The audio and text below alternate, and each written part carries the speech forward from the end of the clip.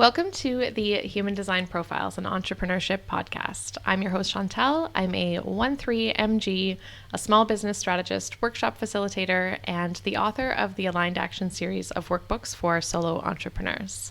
Thanks for joining us on this podcast, which is an active learning experiment on how we all experience entrepreneurship as individuals while we're also satisfying our desire for self-awareness.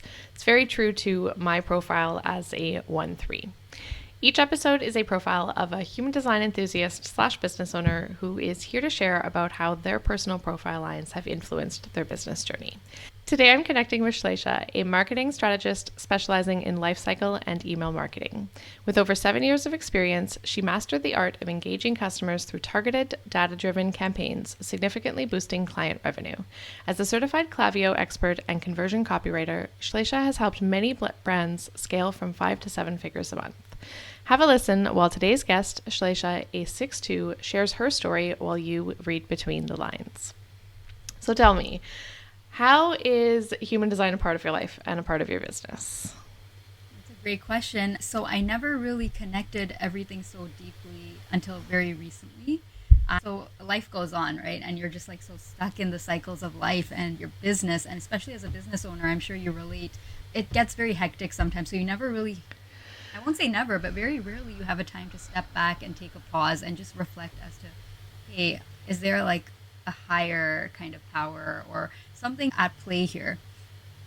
Around 10 years ago-ish, I started really looking deep and introspecting within myself and trying to figure out what's the purpose of life and getting kind of into that area. One thing I really banked on was like human connection is important. If you cannot connect with someone else, you'll feel very lonely, even if you're all by yourself and you're okay to be by yourself, which, I mean, as a 6'2", I am okay to be myself. I'm a hermit. But I would say that one thing I really started to focus on was things like connecting deeply with other people.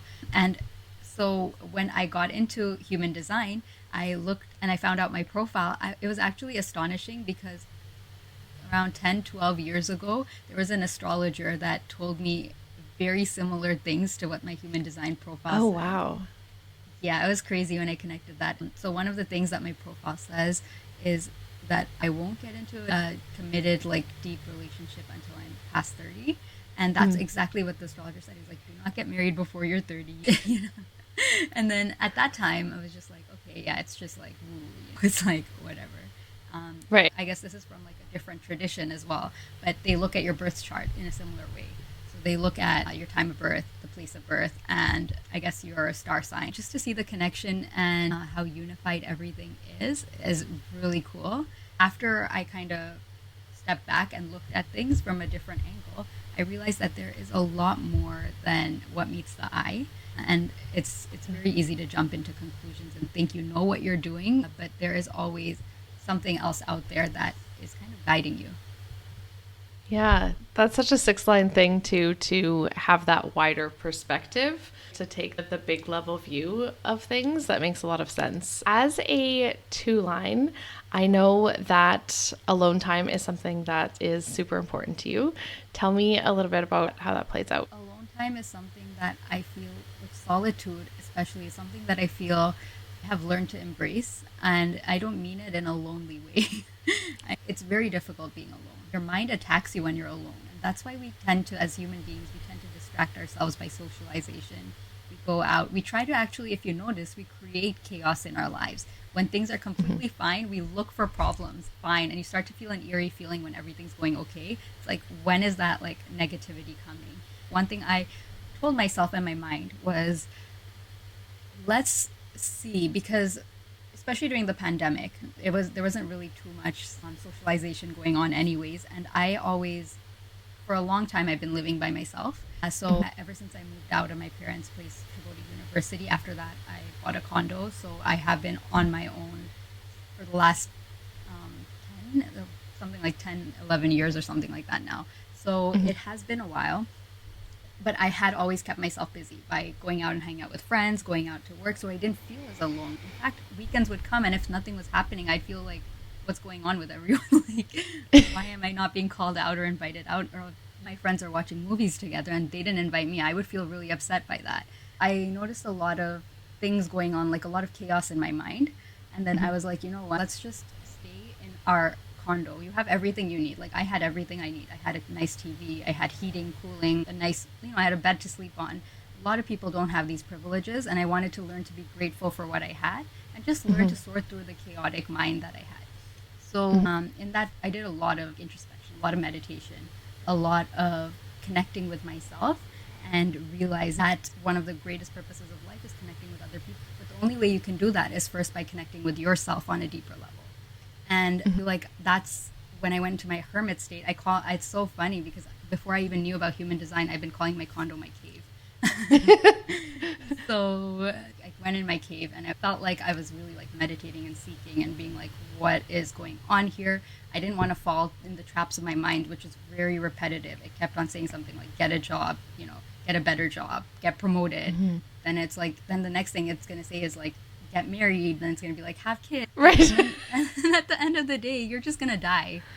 That was what I kind of understood was, what is the purpose of life? Is it like to go through that repetitive cycle? And then the problem is throughout that process, you're always complaining. You're always complaining about your job. You're always complaining about like everything in life, your kids, your husband, your wife. What I very rarely seen a case where that's not true consistently. Like, and the consistency was something I wanted to figure out. I would say being a hermit has played a big role in my evolution in my life. And because of that, when I was ready to like, after the pandemic, step back out, connect with people, I felt like I could form a much deeper interconnection with them. Well, yeah, because you have such a deeper knowledge of yourself. That makes more sense. That comfort with yourself is paramount to developing solid relationships and friendships, Exactly. right? Like my relationship with my parents got so much better. My relationship with my friends got so much better. Colleagues got like anyone who I had relationships with before, a lot of them came to me and they're like, you've changed. You're so different. That's your sixth line, gaining wisdom. Yeah, it's 100%. Beautiful. Yeah, so when I read about human design, I was like, this is so true. Yeah. The sixth line operates as a 3 until 30-ish, until your Saturn return, which is, I think, why you've heard that advice through 2 different lenses.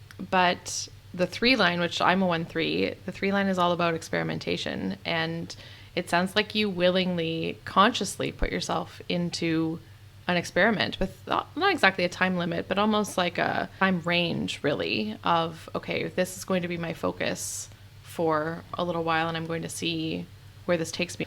For sure. And thankfully, like, the outside world was also supporting that. It's like you flow with the wave, and then you do your experiments within the wave, or you go against the wave, which is just going to bring a lot of chaos. But I very frequently do experiments like that. Like I always do like 45-day practice. Like I like to introspect a lot and see things. Like if I'm cutting people off and I notice that I'm doing that a lot, I will do like a 45-day ritual kind of practice where I'll say I'm not going to cut anyone off for the next 45 days. But I will also do it for the next like 45. Like it depends. Like my times go anywhere from 21 to 45 days depending on how complicated it is. Interesting. Yeah, but you learn so much about yourself. You can actually, you really go beyond your realms of thinking and possibilities. But I'll also do the opposite, which I'll be like, if my mind's like, you're too meek, like you don't speak up often, then I'll have an opinion for everything. Like I'll make sure I have an opinion. So It's not to like make a personality, but it's rather to show myself that I don't want my mind to think that can cage me into this personality that it thinks I am. It's not true. I feel like as human beings, we're more than we are. We're very powerful. And I wanted to recognize that. That's fascinating. Do you apply the cycle thinking to business at all? Do you do like a 21-day or 45-day kind of experiment with that as well? Yeah, I do. So depends. Like with business, your emotions, I find, are very much attached to your business. It's a survival thing as well, right? So it's really easy to be like, for 21 days, I'm just going to like start cold pitching people. Because that's something aligned, and that's something everyone says you should do. But to go against that and say something like, for 21 days, like this is very risky because I wouldn't want to give advice and, say something like, for 21 days, I'm not going to talk to anyone and my business is still going to be fine. Like, that's not what I'm saying. But at the same time, you have to like measure where you are in your business. If your business is doing okay, I had this like 21-day period where I was connecting with a lot of people, like on coffee chats, and some people were interested in my services. And I was like, let me just see what happens. I'm not going to propose the rate And if they ask me for what my rate is, I would tell them, like, I'm very flexible. I want to hear what comes from you, like what you think is fair for this. A lot of the times I felt that people didn't take advantage of that. They were pretty willing to be like, okay, they would ask, like, how about a ballpark? Because I could sense that they don't want to like overshoot or undershoot either. Right. But in that case, if they really pushed, I would, but a lot of the times I wouldn't. And I found that also one of the things that I really wanted to build was not like, I know a lot of people say charge what you're worth, and it's true, you should, but I don't feel like one project is worth a relationship. If you know that that relationship is going to be long term, and even if you charge a little lower on the first project, if you know that the connection is worth it, over time, that relationship, it can bring you referrals, it can bring you connections, it can bring you so much. So there's more than just money in business, and I feel people fail to see that. So these kind of experiments within business, I try to look at business as a connection, help me like build that connection-based thing in business as well.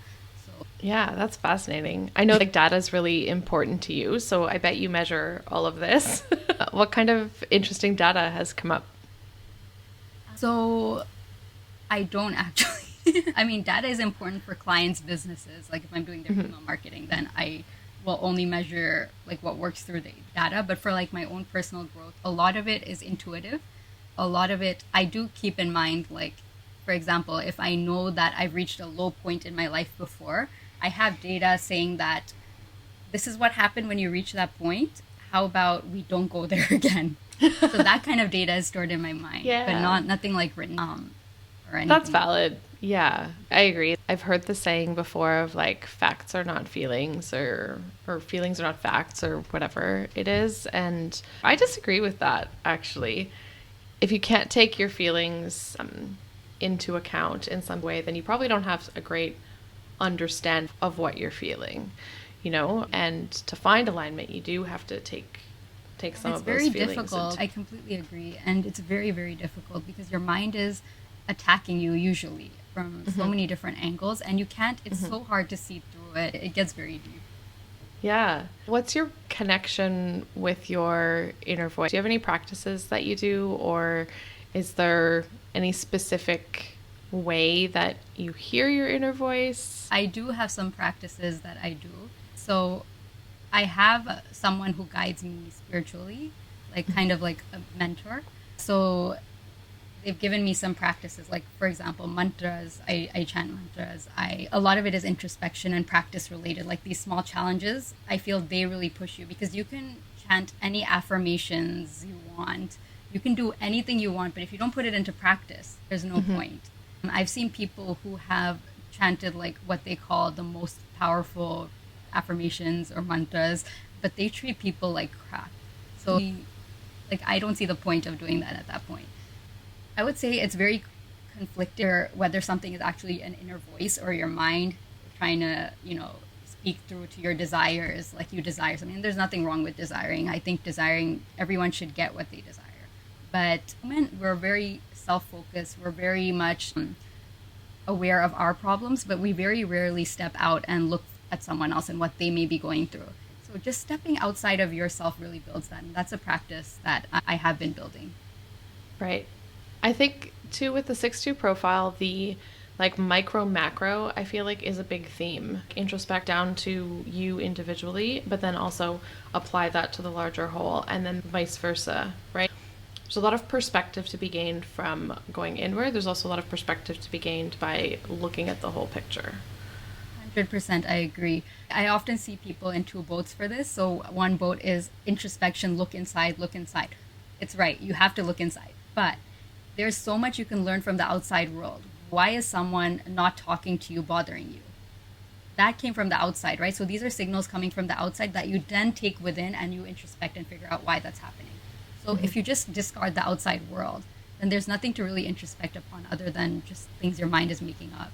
And if you really think about it, the outside world is seen inside your mind too, because your eyes are projecting the image and it's being processed by your mind. So how much of it is really like truthful to what your senses are telling you?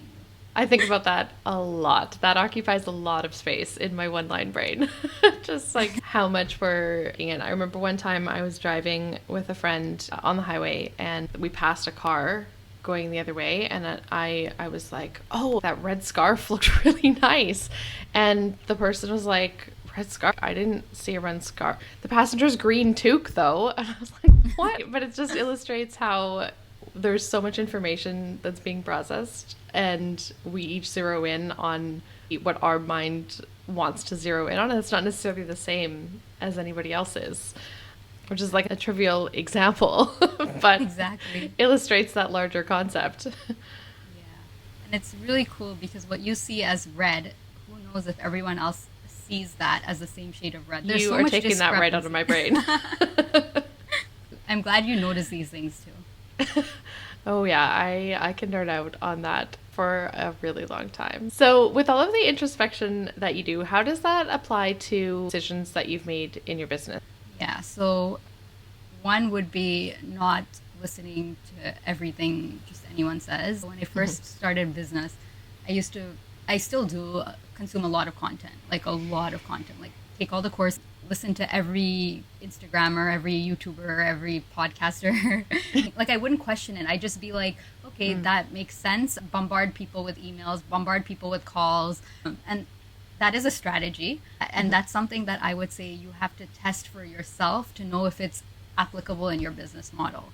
So a lot of people, what they're doing is they're actually parroting off information they hear from someone else. So it's like a chain coming down, like everyone's just saying the same things. And so I would say introspect, being intuitive, really helps you come up with an angle that you may not have heard from podcasts, or maybe it'll lead you to a different podcast where someone's actually talking about something else. So it was just not following the crowd mentality, and also thinking deeply within yourself about what is possible. If people say, like a lot of people say, like you can get to 10K months, 100K, and all of these like big, what you consider big numbers at that stage of business. But introspection really helps you wonder, why do I want 10K months? Why do I want 100K months? Do I just want to look good? Do I just want to be famous? Like, what is the reason? Finding out your why is so important. If you don't know your why, and when I say why, I don't just mean I want to live in a big house, which it is valid, but I mean going deeper than that. Why do you want to live in a big house? Why? What will that give you? Will it give you happiness? If it does, and then envisioning yourself in that big house, and then being like, okay, am I happy right now? And realizing that probably that was not what brought you true happiness. Yeah, again, it's the surface level desires. There's deeper ones behind there. And if we don't stop to think about what those might be, we can wind up in a totally different direction than where we need to go. You know, like you're right, with content, you can get absolutely influenced by something that someone does. Like I notice the feeling in myself as I scroll, stop on something for whatever reason it's caught my interest. And there's a specific point where you can go deeper into that, you can go fully into that direction, or you can stop and go, okay, but does that apply to me? I agree with you about the copying and like how it's just descended from one level to another. You see how you're actually noticing these things, that you're going down a rabbit hole. A lot of people don't even notice that they're going down that rabbit hole. If you can see yourself as it's happening, you're in an observer state. So while you're in the action, if you can observe yourself, it's kind of like you're out of your body. So it's really cool, and it's very fascinating. I definitely try to help clients achieve that, to help them with their mindsets in business, because you're right, being able to have that awareness as something is happening will serve you so well. Hearing your inner voice as you're processing, to hear that in the moment, just gives you so much great insight onto, you know, whether something is meant for you or not meant for you, whether it's going to be something that feels aligned or not. And I agree that in business especially, we need to be listening to that. We need to be paying attention to that as we go, because it's going to guide us to being in the right rooms and being in the right spaces to meet our next clients or meet our next. I would also add developing that if you don't know how to figure it out, developing it by pausing, being mindful, realizing what you're doing in the moment, just like being mindful of how you're talking to other people. Yeah, that presence is so important. How do you and then apply it to like a specific client's business? Do you help them introspect to help guide them to the right email marketing strategy for them? Yes, it really helps in really understanding where their pain point, where their frustration is. So I would say knowing how to speak to them. And then also in helping them know how to speak to their ideal clients. Like that's the next layer of that, and the copywriting that actually is coming through. Copywriting, you have to really study the customer deeply for that. And to do that, you kind of have to step away from yourself, and you can't be judgmental of other people because everyone has different habits. And copywriting really teaches you about different audiences who aren't necessarily yourself. Like I probably wouldn't go and buy, I don't know, fishing gear, but there are people who would buy fishing gear, and you have to get into their minds and write them. And I feel like that really helps build an attitude where you can develop an inner voice, because you're less focused on your mind and yourself and your wants and your desires. You're stepping into the mind of someone else. I like to look at copywriting as a way to help people get to what they want. So I don't look at it as a sleazy sales tactic. I won't work with brands where I feel that way about their product. So I always look at it as a way to be like, oh my gosh, like in an empathetic way, like, oh my gosh, how will this person reach their goals? How will they get what they want? So introspection, inner voices really help with all of that. And on top of that, talking to clients and educating them and just knowing what to say to them to really get them thinking as well. You're right. I never thought about the mental flexibility aspect of copywriting, but that's very true. That because you're inhabiting somebody else's goals and desires and thoughts and feelings for a while, that it does give you perspective when you step back into your own mental headspace afterwards. Yeah, exactly. That's how I feel as well. Like with copywriting, with just business in general, to be honest, there's so much that we think we know, and then when you realize that there's so much more than what you think, you get a little humble about it too, and you're willing to accept other possibilities. Speaking of possibilities, I wonder what the custom human design affirmation cards have for us today. Let's do a card reading. I'll choose a card based on our energy here. Let's take a deep breath together and let that go. And today's card reads, I am here to experience life, to find my truth, and then to embody it. Do I trust that I will bloom exactly when I am meant to? Wow. I love that. Definitely. I am here to find what I'm meant to do. And I feel like that's always a process of learning, and it always evolves throughout your life. But I do believe it will happen. So tell us where people can connect with you. Yeah, you can connect with me on my Instagram. I'm more active in responding to messages there. So my Instagram is ecomrevolutionx. And also you can find me on LinkedIn as well. I'm on LinkedIn under Shlesha Pandey.